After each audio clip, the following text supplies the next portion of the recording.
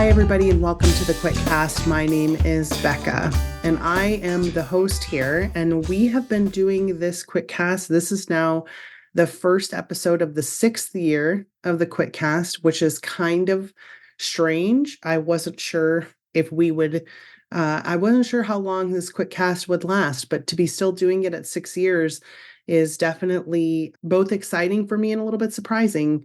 I'm very glad that you are here with us and that you're listening to this episode. And my hope is that the discussion of what I have kind of come up with to talk about today is going to be helpful enough that it will be worth listening to. And I also want to acknowledge that part of this episode is a little bit of an update on our part in terms of like what's going on at the Quitcast, what's going on at the BFA. But I also want to talk a little bit about retrenching. And I know there are a fair number of us who are going through retrenching in the moment. And I'm hopeful that I can give some insight in how to make that happen. The metaphor that we've been using to talk recently about retrenching is, are you building a house you want to live in? Right. So if you think about the daily decisions that you're making, the maybe monthly or yearly decisions that you're making as being little hammer pulls or little, nails or little boards that are going into this house. And on some level, you're building something that is going to outlast just this one decision, right? Like you're creating momentum in a direction. And I'm not sure all of us realize that that's what's happening because we feel so often like our decisions exist in a vacuum, especially the ones that we don't want to be making. Like we get frustrated with something and we feel like, well, I don't want to do this forever. I'll do it for a while, but then I'll just, I want to stop. I understand that desire. And also, that's kind of not the way human systems work. Like, generally speaking, when you make a system, you make it to operate with inertia. It's not supposed to need fulfillment in order to be able to operate. Systems are supposed to be able to operate on their own. They're supposed to be triggered by something, and then it's just supposed to work the way that it works, right? It's kind of the habit loop, I guess, on like a grander scale. But if you think about that sort of cue, routine, reward of the habit loop, and so there's all kinds of science that's been debunked about this, blah, blah, blah. But the core of this definitely, when it works, right? The goal is to have some kind of a cue, and then the cue makes the routine happen, and the routine brings the reward, and that cements the loop again, so that every time you see the cue happen, that you'll want to do that thing, right?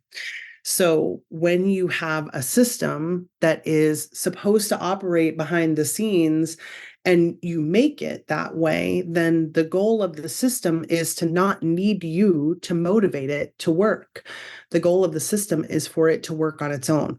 The downside is when you start making a system, even inadvertently sometimes, that has a structure that is not something that you want to happen down the road for forever, then you inadvertently build this house that you don't want to live in, right? And I think a lot about those of us who have made livings from writing, where we're writing too many books a year, or we're making a living from writing where we're not seeing a lot of our family, or we're not getting the rest we need, or we're not getting the relaxation that we need, or we don't have hobbies anymore, whatever it is that's happened, that we've just looked up and all of a sudden we have this life that we can't sustain because it's not the kind of life that we want to have going on down the road. And I think the reason I want to use this metaphor now to kind of talk about sustainability is that houses are kind of constructed differently. Everybody's house is a little bit different. And if you get to build your own house, you get to kind of build it the way that you want it. But some of us have built houses that are all office and no bedroom, or that don't have a gym room in them at all, right? Like there's no way for us to get any level of physical health because we're not spending time attending to that physical health, or we don't have a rec room in it, or we don't have a good bathroom because we're not regularly sort of getting the things out that need to get out. We're not regularly kind of cleaning and clearing. And again, this isn't physical. I'm not talking about actual like physical bathrooms. I'm talking about mental, emotional, spiritual, the care that we all need at times to be flushing and getting things out and cleaning and clearing and stuff like that. But we don't have these really well constructed houses because we almost always make them without realizing what we're doing when we make these choices. And I think the danger zone comes when you are trying to do something because you think that's the way you're supposed to do it. And then it turns out that either it's not sustainable for you to maintain that long term, or potentially it's not something that you want. Like you don't necessarily want that. And I use my own business as an example in this a lot because I love to help people. I love to help authors. I got into this business initially to be able to help authors, especially my peers, my friends, right? And there's an element of the coaching business in particular that is so rewarding. And just in terms of like being able to sit with someone and see them leave and go have a transformed experience after that. It's really beneficial and it's wonderful. And also, the way that it got created in my personal business has become unsustainable for me. And so I've been having since July to learn how to cut back and learn how to be, more judicious, I guess, with my time and learn how to do things that benefit the community more. And every time this happens in the past, I have said, like, oh no, I'm going to do this. Like, I'll just commit to making more quick casts and then that'll be the thing that'll fix it. Right. But when it comes down to the making of the content and I'm so exhausted that I can't even sit down at the computer, let alone come up with something to say, then I'm just not able to make that content, even though I have said, like, this is what I intend to do. And it's hard because we get caught in those spirals and sometimes we don't realize them. So, like, when I say, hey, we're going to do all these things, and that commitment to this group of people is going to make me do that. But then because I'm so burned out, it just can't do that. That is a signal that you've made a house you don't want to live in, and that there is an element of yourself, of your personality, that is trying to tell you that you don't want to do this. This is against your will. There's an element of this life that's against your will. And my goal for myself now, as I become more and more aware of this, is to get all of my parts, all of my internal self, my strengths, my motivations, all of these things all aligned in one direction so that it isn't just one part of myself arbitrarily setting some kind of goal and saying, this is what we're going to do. I'm a 2 Enneagram. Let's say this is what your helper wants. And so this part of you that wants to help everybody all the time is the one that's calling all the shots. There's all these other pieces of Becca that are not getting a say in whether or not we're doing that. And that's what I'm afraid is happening to an awful lot of us in this industry, is that there's a part of us that's making the decisions, that's building the house. And then there are all these other pieces of us that don't want to live in that house. So I think my goal for sustainability for both myself and for, our Patreon and all of these other places, my goal for sustainability right now is to make sure that we're all building houses we want to live in. That if you are going to listen to the demands of an industry that increasingly wants you to write faster, if that's what it wants from you, or if you are listening to an industry that increasingly wants more of your time or wants you to commit to doing things or wants you to travel a lot or wants you to, whatever it is that your job wants from you as a writer, not all of us can sustain that level of sacrifice or of work or of, whatever it is, right? And so there are so many different ways for us to get what we want out of this job. There are so many different ways, not just to be a writer in particular. Like, it's not just, like full-time and part-time. That's not what I mean. What I mean is each one of us has a really different thing that we want to get out of this job. And some of us have an unrealistic desire of something that we want to get out of the job, and that's going to drive us, and that's fine because there's just a personality of people that need to let themselves be wired that way. But if you are a person who has been increasingly aware that you're building a house you don't want to live in, and you have been watching any level of my burnout and going, yeah, same. Like I kind of understand that.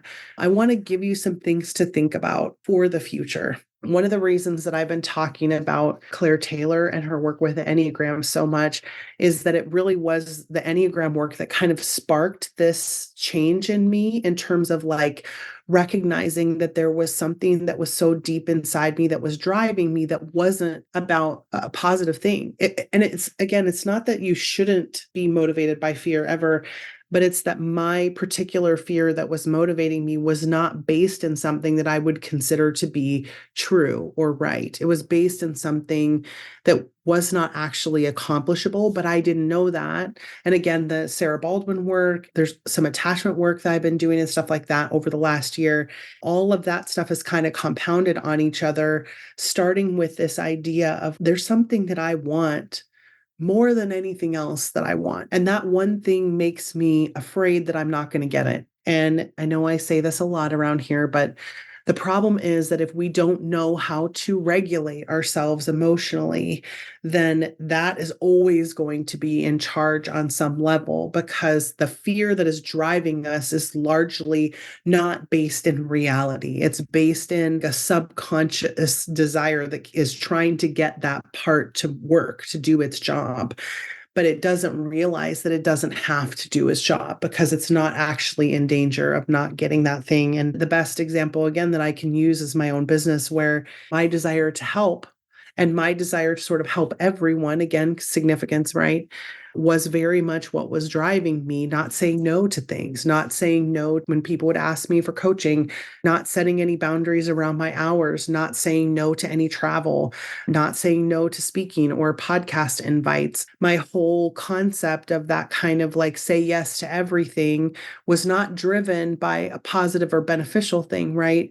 Like if you were to read something like the Shonda Rhimes book about the year of yes, like that's not what I was doing. I wasn't saying yes to opportunity because I was excited about opportunity or because I was going to be fearless, right? I was saying yes because I was terrified. And on some level, I think I still am still scared that my fear is right. You know what I mean? Like if I say no, that the people that I'm saying no to won't like me anymore, or then they won't ask me to do things, or they won't ask me to speak, or they won't want to use, the services at the BFA or something like that. But I was so driven by that fear, and I allowed that fear for so long to make all of my decisions for me.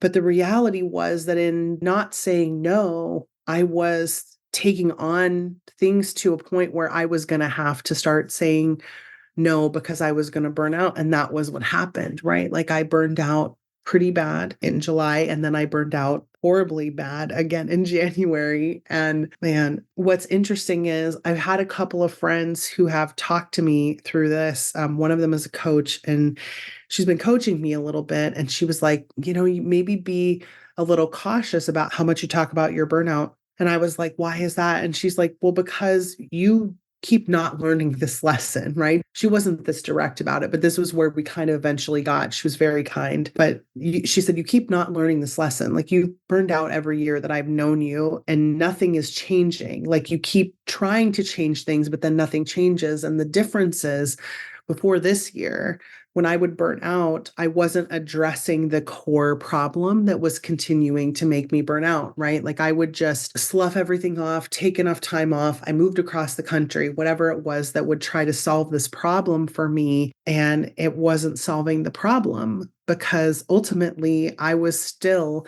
not saying no to anything. Like I wasn't allowing myself to say no because I was so scared of what would happen if I said no. And I had to learn this, not just the hard way, but I think I had to learn that that was the pattern in my burnout. I kept going back to this old thing because of this core fear that I had. So in doing that work with Claire has really helped me to be able to face that. And then doing the Sarah Baldwin work and the Thais Gibson work and all these different things that I've been doing, trying to solve both my kind of interpersonal, personal issues and also professional stuff, because it's ultimately all coming from the same place, right? It's ultimately coming from this fear that I have that if I don't help enough, or if I don't say yes enough, or if I'm not nice enough, that something awful is going to happen. And really what I learned from Sarah Baldwin is that it's not just that I think something awful is going to happen. It's that in that moment, I really think I'm going to die. I don't consciously think that. I subconsciously think that, but it's a survival mechanism. And my brain is saying, To survive, we must say yes. To survive, everyone must like us at all times. And I've been working since last year on being able to not be liked, which let me tell you, is not great. It's not easy. I don't love that, but also it's been really, really beneficial work. And I think it's going to be the difference maker for me in being able to have a sustainable life in the future, because this house that I want to live in does not have the size of office in terms of like the amount of work. I am not in the sustainability archetypes continuum, right? We talk about there's 4 different ones. And if I haven't done a video about this, just leave me a comment and I'll do a video about it. I literally can't remember anymore. My brain is just so broken. I can't remember what I've done videos about and what I haven't. But in the sustainability continuum of archetypes, because all archetypes exist on a continuum, ours anyway, in the sustainability continuum, it is airplane, right? Highway, scenic route, and hiker. And for the airplanes, their overdrive, right, is just constant. And they need everything to be 100% all the time, just go, go, go. And they're wired that way. Like that is a sustainable pace for them because they overdrive and then they pace and they overdrive and then they pace, but they don't pause very often. Usually they are just like uber driven. If you've ever been around an airplane, you can almost feel them vibrating with like how much work they're able to do. It's pretty incredible. And then you have highways, which is the airplane's a very small percentage of people, tiny percentage. The majority of people who think their airplanes are actually highways just because the highway needs a lot more rest, but it doesn't pull back on any of the drive, right? Like it still wants to drive, but they tend to either flame out, burn out, or need to rest more often. But even so, that highway still wants fast, right? Like if you think of the interstates in the United States, they don't want a lot of exits, they don't want a lot of slowdowns, they don't want any stoplights, right? They don't want to see the things. They just want to get where they're going. And that's very much the highway. And then you have the scenic route, which I'll talk about in a second, and then the hiker. And the hiker is so happy with whatever pace happens. They still want to get to the destination, but they're just so happy with whatever pace happens because they're very much enjoy the journey people, and they really like the whole process of everything, the way that everything moves, and they're okay with things happening slowly, and they really internalize how much they love everything about the process. You think about hikers that like they still want to end up at the summit, but they're there for the hike. They don't want to take a helicopter to the summit, and that would be what like an airplane would do.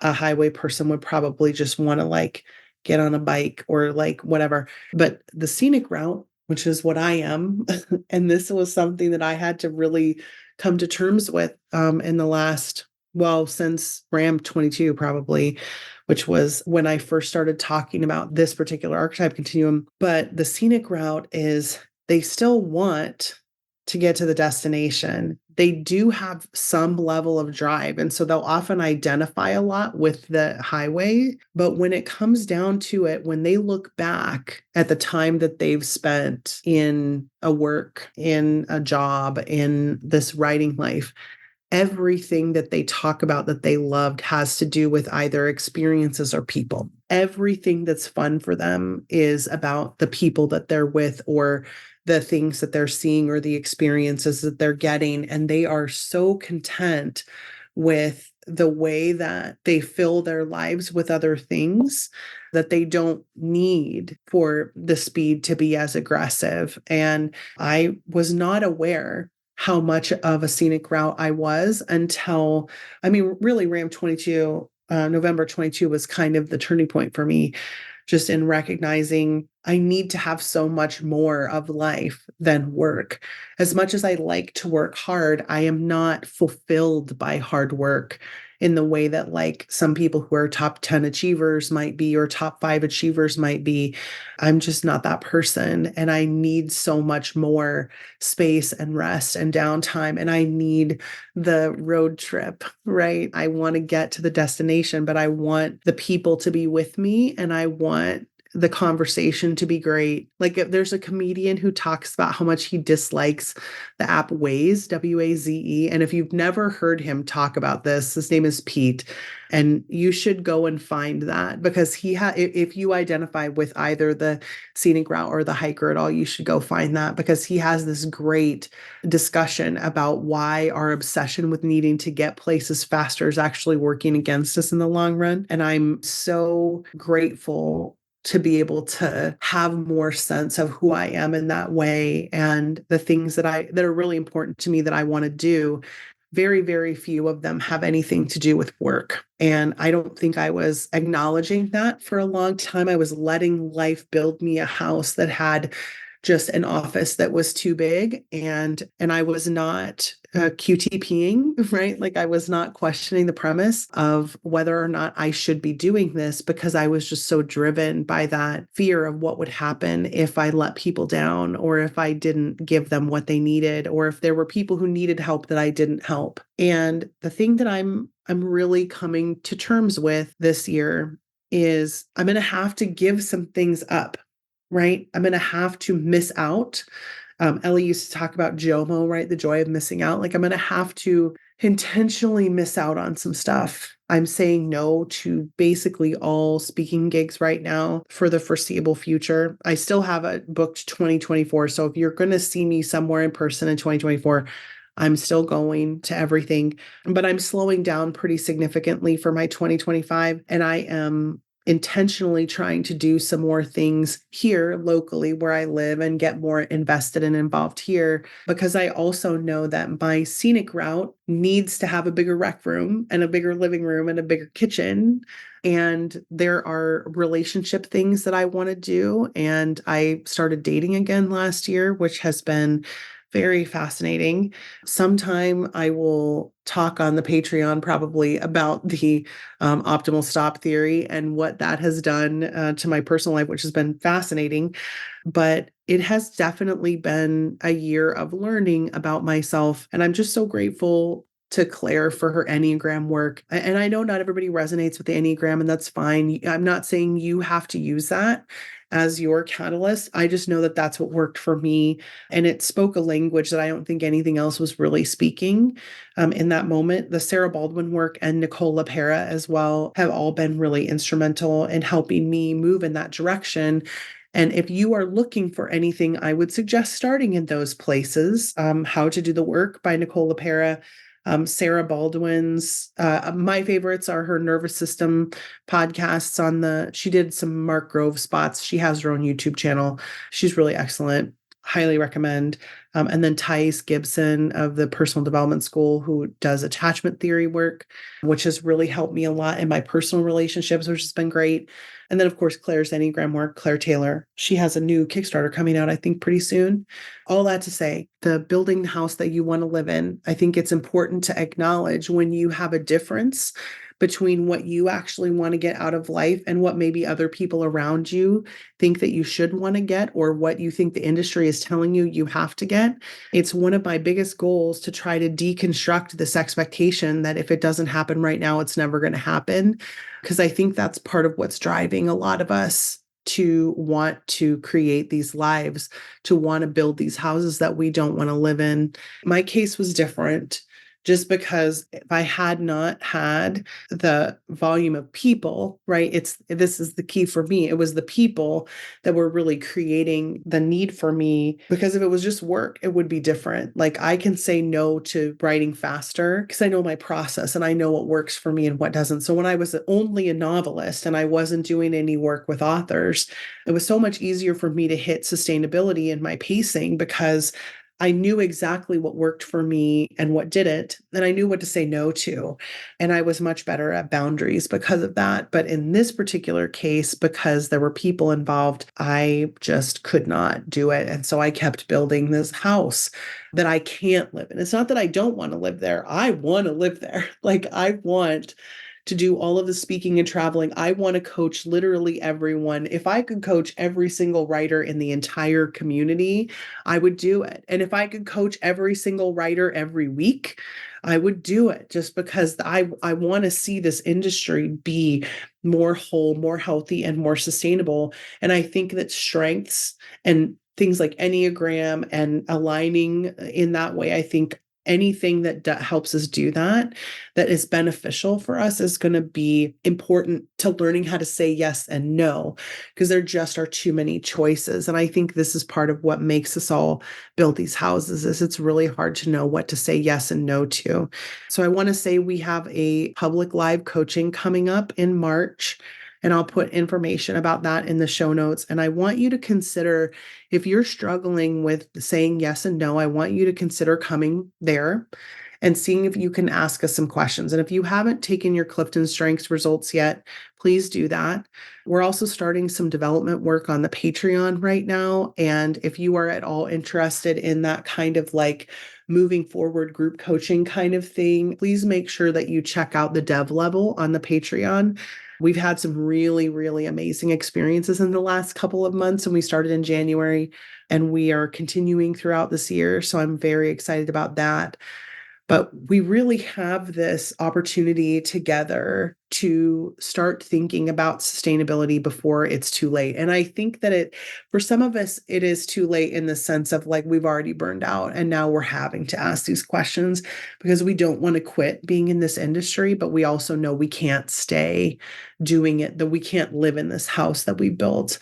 And I want to say too, like, I want to be honest about this. Facing fear is really painful and very difficult. And it's not something that I would suggest, like, hey, just go ahead and do this. It's fine. It's easy. It's fun. No, no, no. This last year has been really painful. I don't want to lie about that. But I guess the flip side, maybe the only way we're ever going to get to sustainability is if we acknowledge that fear and work with it. And the capacity of our biological systems to override all of our better logic is just so significant that really the only way to sustainability long term is going to be to not allow our fears to drive us. And what I don't mean, because I think this gets utilized a lot by the productivity industrial complex, it's like, don't be afraid becomes this thing of like, no, just work yourself to death. That's not what I'm talking about. I'm not talking about like, don't be afraid of not sleeping, or don't be afraid of like, abusing your body or whatever it is. I'm talking about the way that fear can make us overwork, the way that fear can make us not want to say no to things, the way that fear can make us disconnect from our bodies and not take care of our bodies. And I'll tell you what, I've had some health complications this year that have been really kind of scary. And it has given me some wake up call moments of, if I don't take care of this one body that I have, it's the only body that I have. And if I don't start taking care of it, it can't hold out forever, right? Like it's not going to be able to deliver for me for forever. And I have to really make some hard choices about how I want to take care of my body, including not sitting all day, including getting up and running around, and including things like eating more in a more beneficial way for my biology. And I know this is hard for some of us to talk about because we don't have easy choices in this arena. So I just want to acknowledge that if that's not a place you can go right now, that's fine. But one of the biggest pieces of this building a house you want to live in is there has to be some level of availability of every room in the house. So I need some rest in my bedroom, right? I need some cleansing and cleaning in my bathroom. I need to be able to have someone who listens and supports me. I need to be able to have some kind of emotional clearing, right? I need a rec room where I am not thinking about work. Not that you can't ever think about work while you're recreating, because I certainly do, but where you're at least disconnected enough that you let yourself recreate and you're not always leaving the rec room to go to the office. And then we need an office although some of us need a way less office than we have. We need a bedroom for rest and sleep. We need a living room for community. We need a kitchen to be health beneficial. And also for some of us, that's where we connect and serve. We need all kinds of rooms that many of us are just not thinking about because we're being so shoved into this airplane box. And I just want us to think about, what is the house that you want to live in? What would the rooms look like? How much time would you spend? And is what's stopping you from doing that fear of not getting X, fear of not getting this feeling that you want to get of accomplishment, fear of not getting this feeling of significance, fear of whatever it is, right? Like so many of us have these fears at our core that we are just not dealing with. And I know it's unpopular to talk about because it's not easy and it's not sexy, but it is definitely beneficial. That's been the only thing that's worked for me. And again, I'm super grateful to Claire. Okay, I know this won't be the last time that I talk about this. I have no idea what kind of content I'm going to make in the future on the Quitcast. I know I don't want to shut the channel down because I want to be able to keep making videos if they are there. And I want to try and make things that people are asking for. So I know there's been some requests for some of the archetypes videos. I am going to try and get to those this year. We're also doing this thing called the Author for Life course library, which is a free course library. So instead of me making these big, like, write better, faster, market better, faster, live better, faster, and instead of me making these big courses that are like cohort courses that we have to run because they have coaches in them, I'm trying to write the similar content to what I would have written in the classes and then putting it in these free courses. Like if you want, you can join the newsletter, and the lead magnet I think now for the newsletter is this course library. I think we've got 4 or 5 in there right now, and I'm just going to keep building them. And as long as I am capable of continuing to put out content, I want to. I just don't know what it's going to look like. The only place I know for sure that I'm doing consistent stuff is on the Patreon. I will try to make videos here whenever I can. I just don't know what it's going to look like. And then we obviously have the audio podcast that we haven't released all of the episodes yet. So we still have some of those that are coming out. Thank you to Nikki Haverstock for coordinating all of that. This will eventually also end up on the audio. And so hello to all of the audio listeners. We're really glad that you're here. I am hoping to do more content. Like I said, I just don't know what it's going to look like. And so I have some thoughts, but I kind of don't want to talk about them because I feel like that's part of what gets me into trouble in terms of I need to not promise things to people. I need to just say, it'll be what it'll be. Right now, all I know for sure is it's Sunday afternoon and I want to go write, because that's one of the things that has really fallen by the wayside in my life, is my fiction writing. And so I am going to go spend my Sunday afternoon at Panera writing because that's what I want to do. And I look forward to seeing some of you on the Quitcast in the future. I'm so grateful to have you here. And especially those of you who have been listening just faithfully to the Quitcast for, 5 years and change now. And I'm looking forward to whatever happens in the future. I still don't know what it's going to look like, but whatever it'll be, I think it's going to be great. I hope you have a great week, everyone. And I am going to go write, and I hope you go write as well. So happy writing, everyone. Bye, everybody.